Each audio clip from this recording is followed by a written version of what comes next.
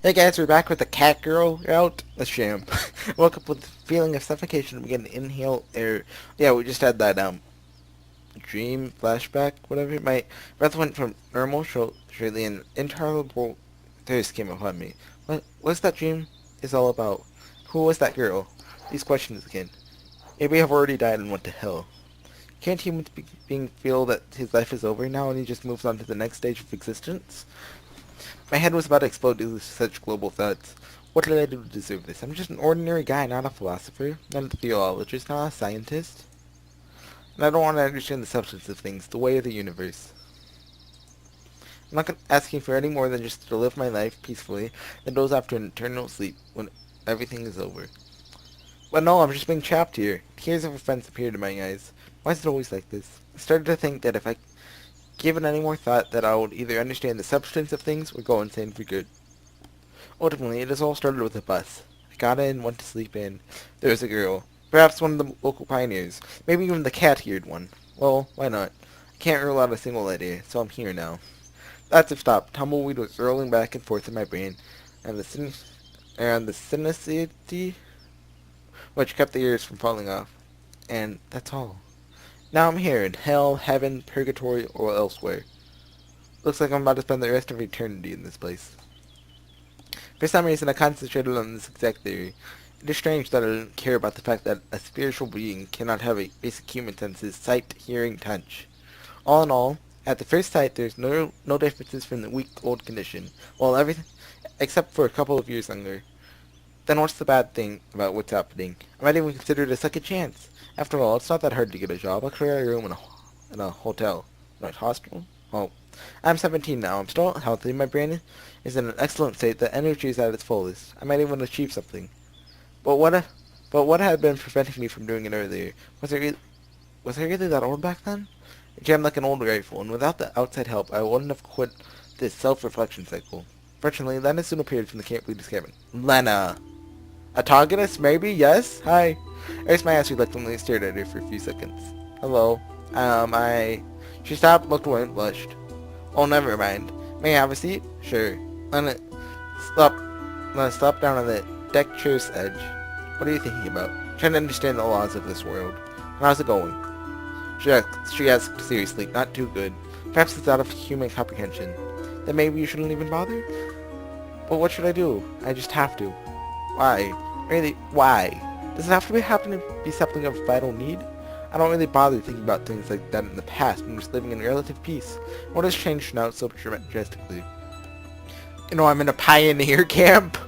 There's a cat girl hub. I wasn't thinking about it well, and will be living in somewhat different conditions. But what's wrong with that? If there's no choice, I don't know. It seems like nothing depends on me. Looked like Lena wanted to say something, but didn't. And you probably came to see Olga? Yes. I mean, no. Well, but to be honest, what is it? Sometimes I feel that way too. What do you mean? That nothing repents? I think it's supposed to be... Is repent a word? I don't think so. Repent. Yeah, it's supposed to be repent. Okay. I looked at her attentively. She was sitting with downcast eyes, twirling an armful of field flowers nervously. They were yellow like a fervent ray of summer sun. Well, these flowers, for instance, they've been sprouting for the sake of it, and I ripped them off the ground, and that's all. She was literally about to start crying. It really fit my picture of Lena. Well, yeah. To be honest, I really don't know what to say. Well, so are we. We were ripped off, and then... She got up abruptly and rushed to the direction of the square without saying goodbye. Indeed, Lena, like all the other pioneers, seemed to be real. Not a figment of imagination, not a doll, not an NPC. A few hours ago, I'm sure that I'm the only one who exists here. Possibly that cat girl. I wish I could find her. I wish in a state of something like a spiritual deprivation, like all the senses were working properly, and I still painfully need to know why I'm here. Like the need for identity, for finding my place in this world, for determining its nature's laws and mechanisms had become vital, just like the need for food and rest. Probably the worst punishment for a human, to have a desire to understand something, but not the ability, to wish to change something, but not having the opportunity, to strive for something, but being unable to achieve. I would never seriously thought, why am I in this world? How much time will I spend here? What do I do, and what will come next? After meeting the other world, I have nothing left but to think about this. I guess if that's possible to escape from me, I will return to my quiet life where I don't meet such troubles. but I won't return. It's so hard to face the task which cannot be solved. If I could choose my fate, I would never agree to this bus, camp, girls. I would stay here at my apartment in front of the monitor. You can't demand from a person anything more than he can do. It is better to spend the rest of your life working in the mind than trying to understand something that doesn't fit in your head. After all, there's no other way. Of course, it's possible to make a valiant effort, try not to think, try to accept this reality, and to start a new life. But it's not in human nature to neglect everything that happens around him. If I was accused of a crime which had not been done for me, of course I would try to resist to prove my innocence. No one would agree to live in a jail instead of sitting at home, whatever the home is. Now it's me who's thrown into this jail from the world I got used to. Though it's boundless, though there are no walls and lattice is on the wall, it is still a jail. I did not ask for this. I didn't ask for this. Let's use X. My only desire for now is to return back home. The only key is hung a bit higher than the height I could reach with a jump.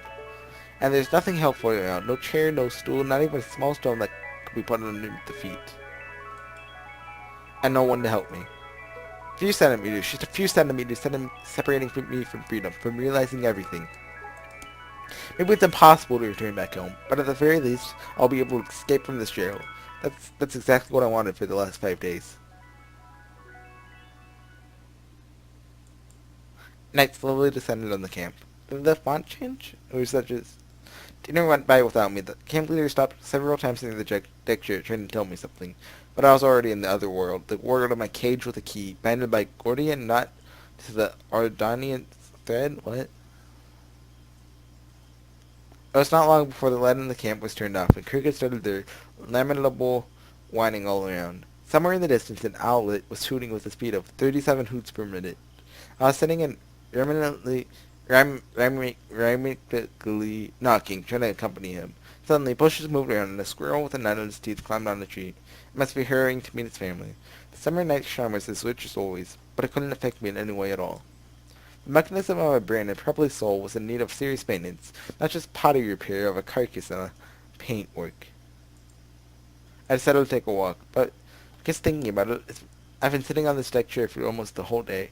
I even took a small nap. Everyone in this camp was tired. Camp was sleeping.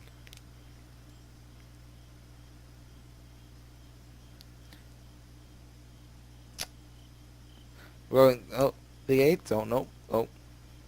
Forest. The Shrine. Well, what? Like, Shrine is... No, that's not what it's called. The walk between Pioneers Camp, the square Statue of Genda, the forest path, all of that was changing like a picture in a kid's book. The whole world looked like a picture, too.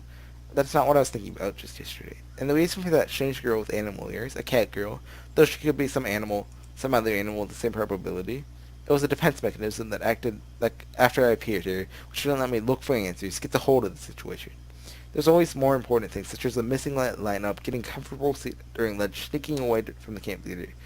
Anything not to think about why I'm here and how I can get out. Anything. I sat on a stump and closed my eyes. A million of images appeared in my brain at once. Among them was a road, a bus, and that girl. Yes, the girl with animal ears. It was her, who was in the bus! Hey! Hey, cat girl. All those different clothes, or... I forgot what she was wearing earlier. I quickly opened my eyes and saw it in front of me. At first it looked like a dream or hallucination, but a cold wind blew suddenly and brought me back to reality.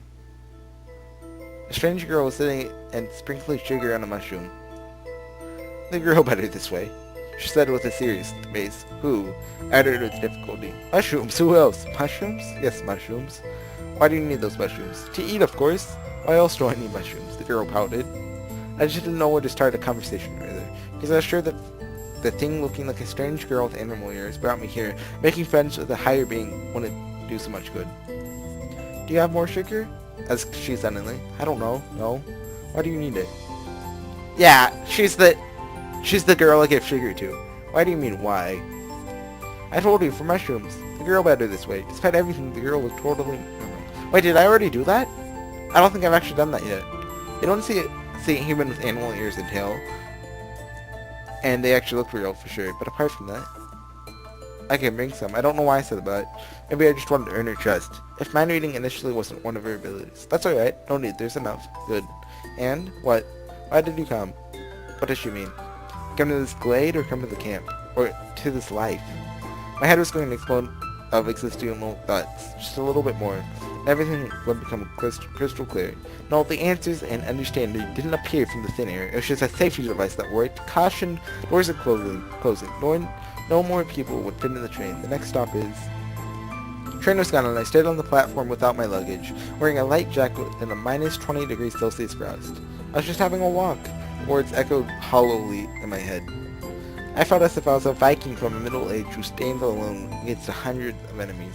No doubt, no regrets, only an iron will to die hard. I see. The girl answered without much interest and went back to her work. It was you, back there in the bus. Me? She replied to me lazily, without tearing herself away from the mushrooms. Why did you bring me here? I didn't bring you. Then who? I don't know. But were you in the bus? I was. And? What?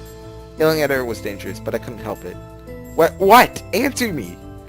Did you ask something? You know, I had to sound cool when I said that, you know? Looks like this conversation doesn't bother you at all. Who are you? She looked at me in surprise. Me is me, okay? Where are you from? I don't know. I've always been here. What does this mean, always? You should have come here sometime. Wait, what? You should have come from somewhere, no? I don't know. I doubted for a moment that there's an omnipotent being before me. Of course, this girl is a little extraordinary. More exactly, absolutely extraordinary. But she was with me in the bus then, and maybe she has nothing to do with my arrival here. Anything's possible. What do you know? I know how to make supplies for winter.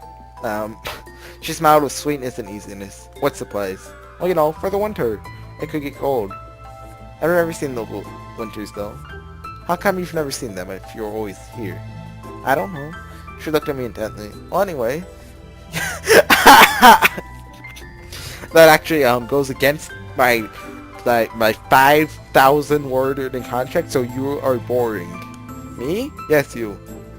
What is the thing that bores you? Your stupid questions. Stupid? Well, I was forced out from my usual world, brought here, now my questions are stupid? Yes. She calmly replied. So what questions are not stupid? Where one can get sugar, for example. In the canteen, where else? Or to steal. You're well known for doing that, as I heard. I do not steal. The animal-haired girl got outraged. I'm borrowing it. It restores anyways. Restores or not. I don't care. I want to understand how and why I got here. I want to go back. I'm not interested in that. The girl stood up and shook herself. But I'm interested. If you're not the one to blame for everything, then you must know the answers. Someone should know them after all. She looked at me intently and laughed. You're funny. I completely lost my temper. Stop mocking me! I'm fed up with you! Why exactly me? How am I worse than others? I never asked for anything as fun as all this. Leave me alone! I didn't bother you! I didn't harm anyone! What have I done to you? Screw off! Leave me to live in peace! My whole body shivered. The blood pounded my head like a cannonade. Everything went dark before my eyes. Is all your Steam off? Actually, I'm on Steam right now. It's on 9. Sorry, I'll go into offline mode. Asked she quietly. I was about to smash her. At least I'll check if is of flesh and blood. Alright, let's go. Where? You'll see. The girl gestured me to follow her through the thick of the forest. After some time, I started to suspect that we were walking in circles. Finally, I decided to check it out, put a candy wrapper on a noticeable spot. Indeed, soon we passed through again. Wait. I didn't dare to grab her hand, so I tried to stop her verbally. What? Where are you taking me? I said you'll see, while we're walking in circles. So what? What, so what? You won't get anywhere by walking in circles. But you said it yourself. That you were just having a walk. The girl seemed strange, illogical, even arrogant, as if she feels pleasure in mocking me. I'm not moving an inch until you explain what's going on. Okay. She stopped and leaned her back against the large tree. I was just bored. It's the same old stuff all the time. Very soon, lots of new stuff happened, and now what? Now I can talk to you. She smiled. And couldn't you do it before? Well, I certainly could. Maybe. So what happened? I don't know. Then why do you think that something has happened at all in the first place? I've got a feeling. A feeling, eh? I've found a helpless sigh. Maybe she's just a lunatic that escaped a local asylum and not an omnipotent being? Come on, let's get serious. Okay, fine. The girl looked at me intently. Who are you, and what is happening here? I don't know. If she says me is me again, she answered with the same expression on her face. And who knows? I don't know. Oh, alright, I'm going to sleep. I have no strength to talk about it, to listen to her nonsense, to walk in circles in the forest. And though she knows the answers, and to return to the usual world and all, but not today. Just enough for today. If I stay here for one more second, there won't be anyone to return. Good night. The girl said nice. Sleep. That's all? What else do you want? You're going to sleep. She's right. Okay, do you at least have a name? Name? Yes, name. I don't know. And who knows? I don't know. Okay, and how should I call you then? I don't know. But a person, every single thing in the world should have a name. There's no other way. She looked at me incomprehensibly. Alright then. You will be Yulia. Yulia. I don't know why I chose that name. Maybe it's because it's the first thing that came to mind. Fine. She smiled merrily. Now I have to go. The girl waved her ears and disappeared into the forest. I slowly dragged my feet back to the camp. Now it looked like it was some sort of tragic comedy. The higher beings cannot be idiots with developments of a level of kindergarten, can they? It's possible they perceive the world not the way we do. I was so exhausted I couldn't fully comprehend everything that was happening to me recently. The answers could be right before me. I should just stretch my arms. And it could be a savings tool, which would help me reach the key. How should I be so calm in such a situation? Maybe I'm just tired. Dead tired. Okay, guys, I'm going to call it here. I'll see you guys next time. Well, we didn't really get many answers, but we know Cat Girl's up to something. And I don't like it. So see you guys then.